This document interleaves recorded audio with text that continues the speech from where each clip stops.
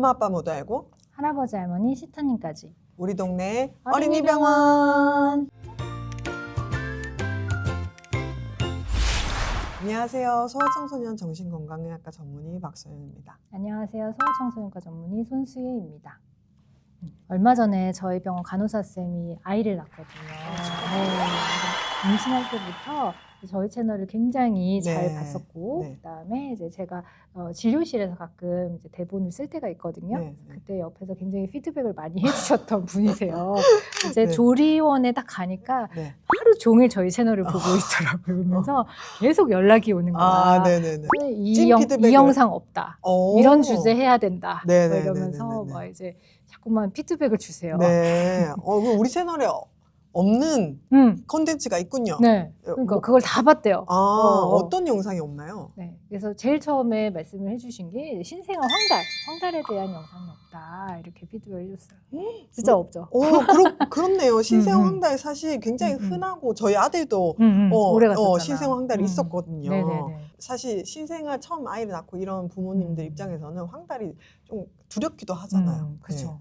맞아요. 네. 그래서 오늘은 그 피드백을 수용을 해서 네. 신생아 황달에 대한 콘텐츠를 해볼까 합니다. 아, 좋습니다. 네. 네. 그래서 제가 근데 이 주제를 안 다룬 이유가 있기는 있어요. 네. 신생아 황달이 좀 되게 복잡해요. 그러니까 딱 이거다라고 말씀드리기가 어려운 게 이 그 신생아 그 시기별 이 황달의 그 원인이 너무너무 다양각색하고 또 정상 수치도 시기별로 다 달라요. 네. 그렇기 때문에 그거를 다 우리 부모님이 알 필요도 없고 알 맞아, 수도 맞아. 없는 거고 네. 그래서 이제 이거를 안 하게 됐고 그리고 딱 그 태어나자마자 검사를 다 하시잖아요. 네, 신생아실을 하고 그다음에 네. 조리원에서도 팔로우를 하고 네. 언제 뭐 병원에 가봐라 다 지침을 주시기 때문에 그거 지침에 따르면 되는 거 아닌가. 네. 그래서 이제 약간 뭐 혼란만 일으킬 수 있겠다 네. 싶어가지고 안 한 것도 있죠. 맞아요. 사실 저희가 항상 좀 고민하고 조심하는 것 중에 하나가 이게 오히려 헷갈려 하실까봐. 그러니까 어설프게 알아서. 어설프게 알다 보면은 잘못된 지식으로 더 힘들어 하시고 그러니까. 그러면은 이제 방해가 될까봐인데요. 그래도 오늘 이왕 우리가 찍기로 했으니까 그럼 오늘은 왜 황달이 생기는지 그쵸. 정도 그리고 어떻게 치료를 하는지 미리 어느 정도 기본 지식을 알고 있으면 좋을 것 같아요. 네, 그럼 첫 번째 제일 먼저 신생아 때 황달이 잘 생기는 것은 무엇 때문일까요? 네. 아이가 엄마 뱃속에 있을 때는 외부로부터 산소를 탯줄로 받잖아요. 그 사실 산소 농도가 굉장히 낮은 환경이기 때문에 이 산소를 운반해주는 적혈구가 굉장히 많습니다. 네, 많아요. 근데 아이가 쑥 하고 태어나면은 폐로 호흡하죠. 그러면서 외부로부터 이제 산소를 많이 받게 되니까 이런 적혈구가 이제 더 이상 필요가 없게 되는 거죠. 그러면서 이제 태어나자마자 이 적혈구들이 파괴가 되기 시작합니다. 자연스럽게. 그러면서 이게 파괴가 된 거는 어딘가 배출이 돼야 되잖아요.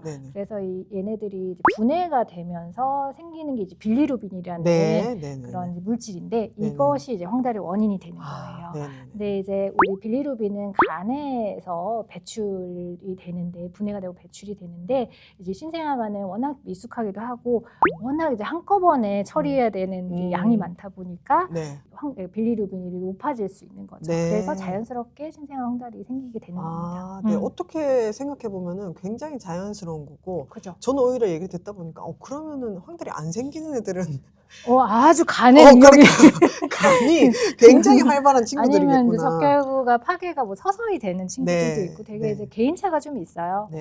그래서 신생아 초반의 황달 우리가 생리적 황달 이렇게 부르잖아요. 맞아요. 그만큼 자연스러운 일이다. 근데 이제 보면 모유 수유를 하는 아이들이 분유 수유를 하는 아이들보다 황달이 좀 더 많이 일어난다. 그죠. 네. 그리고 좀 오래 간다 이렇게 알려져 있잖아요. 그것도 자연스러운 건가요?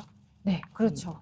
그래서 모유 특히 이제 초유에는 장에서 빌리루빈을 오히려 재흡수하는 물질이 있어요. 아, 초유 안에. 네네네. 그래서 이 때문에 이제 분유를 먹는 아이들보다 이제 황달이 좀 오래 가기도 하는데요. 근데 왜 재흡수를 하겠어요? 필요하니까. 맞아. 몸에서 필요하니까 재흡수를 하는데 이제 최근 연구에 의하면 이 빌리루빈이 몸에서 발생하는 이런 유해한 활성산소를 제거하는 항산화제 역할을 한다고 해요.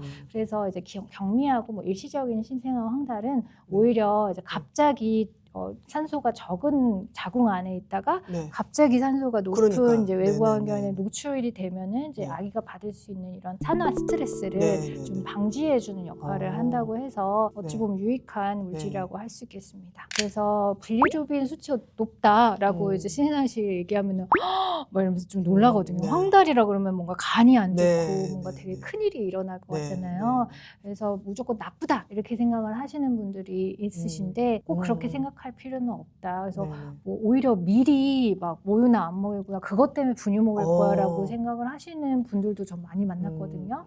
그래서 너무 미리미리 걱정을 하지 않았으면 좋겠다라고 꼭 말씀을 드리고 싶었어요. 네. 그러니까 사실 우리 몸에서 일어나는 일들은 다 이유가 있는 것 맞아. 같아요. 그래서 인체가 굉장히 신비로운 것 같은데, 그래서 저도 그때 아이가 태어났을 때 초반에 이제 모유 수유할 때 황달이 있었고, 이제 근데 이제 막 그 얘기를 듣고 아이를 보면은 막 눈이 노란 것 같고 맞아. 막 그런 생각이 들기는 손발도 하거든요. 막 노랗고. 네. 그렇지만은 굉장히 자연스러운 현상이다. 네. 그래서 이 영상을 보고 계신 보호자분들도 조금 안심이 될 것 같습니다. 네. 그럼에도 불구하고 이 수치가 자연스러우니까 괜찮아 할 수 있는 정도가 있지만, 이 황달 수치, 빌리루빈이 그 기준치보다 과도하게 너무 높아지면 안 되잖아요. 당연하죠. 네. 맞아요. 그러니까 과유불급이라는 말도 있잖아요. 네, 네. 그래서 빌리루빈 수치가 체내 수치가 너무 높아지게 되면 이 뇌와 그 혈관 사이의 경계를 짓는 이제 빌비라는 이제 장벽이 있는데, 그걸 넘어서 네. 이 빌리루빈이 이제 뇌로 이제 축적이 되는 일이 생기게 돼요. 네. 그래서 그렇게 되면 이제 영구적인 이런 신경 손상이 일어나게 돼서 뭐 경련을 한다든지 청력 손실이 일어난다든지 뇌성마비가 일어난다든지 발달 지연이 일어난다든지 그런 일들이 생길 수가 있습니다. 그래서 이런 거를 우리가 핵황달이라고 부르고요. 그래서 굉장히 위험하죠. 네. 그래서 체내 빌리루빈 수치를 어느 정도 적정 수준으로 유지를 하고 있는지 계속 이제 추적 검사를 하는 것이 이 생생한 황달에서는 가장 중요하다라고 말씀드릴 수 있겠습니다. 네. 기본적으로 이 빌리루빈 수치는 태어나서부터 이렇게 주기적으로 확인을 하니까 이 갑자기 핵황달이 오는 거 아닌가 하고 미리 겁내실 필요는 없는 거죠. 그죠. 네. 굉장히 드물어요, 네. 사실. 그쵸? 네. 그러면 이제 병원에서 진료를 보면서 맨 처음 빌리루빈 수치가 좀 안 좋다, 혹은 뭐 경계다 하면은 뭐 어떤 식으로 검사를 하게 되나요? 원칙적으로는 이제 정맥에서 혈액을 뽑아가지고 검사를 하게 돼 있는데, 매번 피를 뽑을 수는 없잖아요. 그래서 이제 간이 검사를 하게 되는데 혈당 체크하듯이 아기들 뒤꿈치에 이렇게 탁 찔러가지고 소량의 혈액으로 이제 검사를 하기도 하고, 요새는 이제 피부로 측정하는 것도 있어요. 비용 측정기로 해서 간이로 검사를 해보고, 좀 애매하면 혈액 검사를 또 해보고 이렇게 하게 됩니다. 근데 뭐 정상적으로 태어난 친구를 뭐 매일매일 검사를 하고 하지는 않으니까 너무 띄엄띄엄 검사를 하는 거 아니냐고 이제 또 말씀하시는 분들도 있거든요. 더 자주 오길 원한다고. 그렇게 하지 말고 그냥 병원에서 침대로 이제 검사를 진행하면 되겠습니다.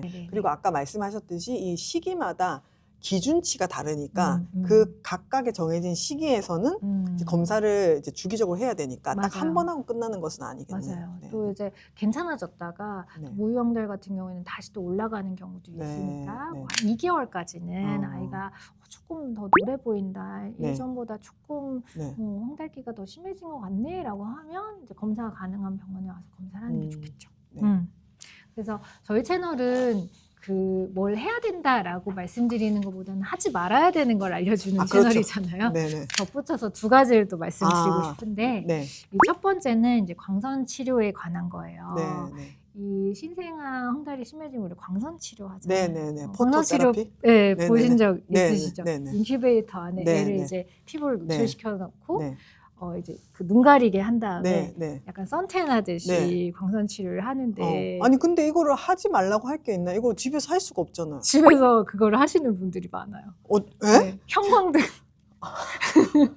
형광등 이게 불빛 치료라고 생각을 하시고 그렇구나. 형광등에다가 이렇게 하시는 분도 있고, 심지어 이제 베란다에서 햇빛을 정말요? 몸에다가 쬐시는 분들도 있고, 뭐 저는 블로그 같은 데 이렇게 보면은 그렇게 해가지고 뭐 효과를 봤다라고 올리시는 분도 맘카페 이런 데서도 글을 읽은 적이 있어서 좀 놀라기는 했는데요. 그게 첫 번째 하지 말아야 되는 겁니다. 그러니까 이게 좀 어떻게 보면 단순하게 빛을 받으면 좋아진다 이렇게 생각을 하셔가지고 그러신 거군요. 그런 것 같아요. 근데 이게 테라피잖아요. 테라피는 그게 이제 파장이 다르죠. 완전히 네, 다르죠. 지침과 가이드에 따라서 네. 하는 게 치료인데. 네. 그래서 그걸 하는 이유는 이 광선 치료는 특정 파장을 쬐는 그러니까요. 거예요. 굉장히 네네. 이 영역이 적습니다. 그래서 네. 그거를 이제 집중적으로 쬐서 이 체내 빌리루빈이 분해가 잘 되도록 도와주는 치료인데요.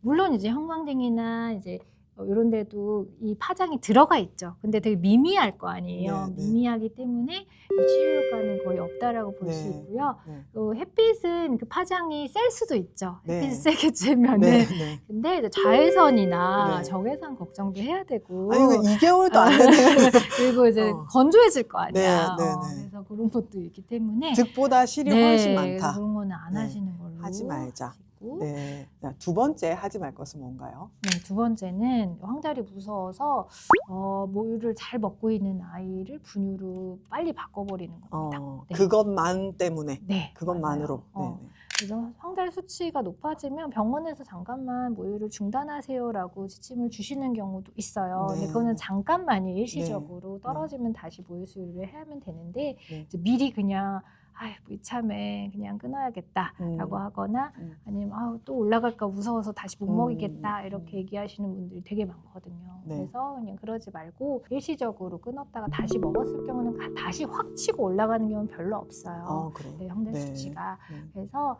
걱정하지 않았으면 좋겠고 또 그 사이에 근데 모유가 줄면은 안 되니까 모유 수유를 하던 시간에는 유축을 좀 해서 네. 수유량을 좀 유지해 놓으시는 게 좋겠습니다. 네. 그럼 분유 수유 아이들은 어떤가요? 분유를 바꾸는 거? 네. 네. 일부 연구에서는 뭐 네. HA 분유라든지 네, 뭐 네. 가수분해 분유 네, 네. 이런 것들이 빌리루빈이 장에서 재흡수되는 거를 좀 막아줘서 어쨌든 빌리루빈의 수치를 좀 떨어뜨릴 수 있다는 연구들이 굉장히 많아요. 근데 이게 뭐 표준적인 치료는 아니에요. 연구는 많은데 아직까지는. 그렇기 때문에 요거는 이제 선생님이랑 주치 선생님을 상의한 다음에 네. 이제 바꾸시는 게 좋겠습니다. 네, 알겠습니다. 그리고 아까 선생님께서 황달 수치가 현재 그러니까 뭐 1개월이나 뭐 이럴 때는 정상이어도 2개월까지는 꾸준히 잘 봐야 된다고 네. 말씀을 하셨잖아요. 네네네. 어떤 부분을 좀 주의해서 봐야 될까요? 네. 그래서 가장 중요한 게 이런 이제 수유량의 변화예요. 빌리루빈을 이제 체내에서 이제 분해해서 없애야 되는데 대소변이 줄어들면은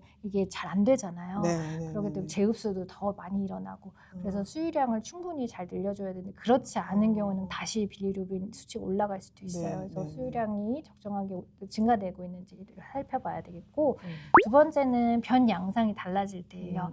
변이 보통은 녹색 아니면 노란색 네. 계열이잖아요. 네. 근데 흰색, 네. 시멘트색, 회색 네, 네, 이런 네. 것들은 네. 이런 이제 그 간 기능이라든지 이 담즙 분비가 잘 안 됐을 때 이제 생길 수 있는 그런 변의 양상이에요. 그래서 그럴 때도 이제 빌리루빈 수치가 올라갈 수 있기 때문에 그런 변의 양상도 좀 확인을 해야 되겠고 또 우리가 노란색 입으면은 노래 보이거든요, 얘가. 그래서 피부로는 잘 몰라. 네. 근데 눈 흰자, 눈, 흰자를 보면 얘가 네. 얘 황달기가 좀 심해졌다. 네, 이런 네. 걸 알 수 있어요. 그래서 네. 복막이 노랗게 될 때.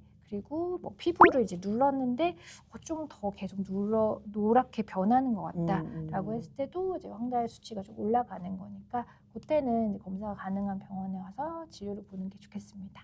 네, 오늘 신생아와 황달이 사실 굉장히 광범위한 주제인데 너무 잘 정리해 주셔가지고 우리 보호자분들에게도 많이 도움이 됐을 것 같습니다. 네. 오늘도 좋은 말씀 감사합니다. 다음에 또 봐요. 안녕.